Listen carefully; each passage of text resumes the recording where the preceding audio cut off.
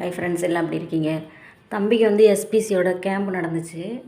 அந்த camp நடக்கிறப்போ parents எல்லாம் வரணும் 2 நாளும் அப்படின்னு சொன்னாங்க. சாப்பாடெல்லாம் வந்து பேரண்ட்ஸ் தான். எப்படின்னா எல்லார் பேரண்ட்ஸ்கிட்டையும் வசூல் பண்ணி அந்த மாதிரி தான் பண்ணாங்க. அதுக்கப்புறம் எல்லா பேரண்ட்ஸும் போல் கொஞ்சம் பேர் வந்து பேர் லிஸ்ட்டில் கொடுத்துருந்தாங்க, அவங்க மட்டும் வர சொல்லியிருந்தாங்க.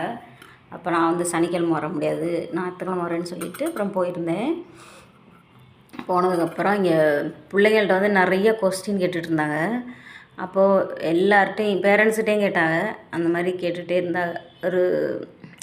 அப்படியே எல்லா பிள்ளைங்கள்ட்டையும் நீங்கள் என்ன ஆகணும் அந்த மாதிரி எல்லாமே கேட்டுட்ருந்தாங்க. அதுக்கப்புறம் அப்படியே பேசிகிட்டே இருந்தோம்.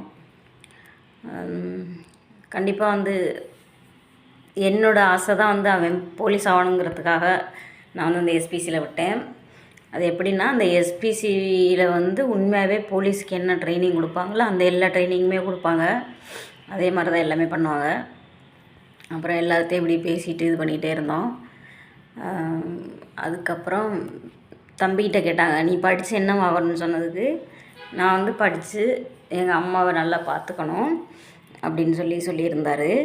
அது ரொம்ப இதுவாக இருந்துச்சு எனக்கு. பிடிச்சிருந்தா லைக் பண்ணுங்கள், சப்போர்ட் பண்ணுங்கள்.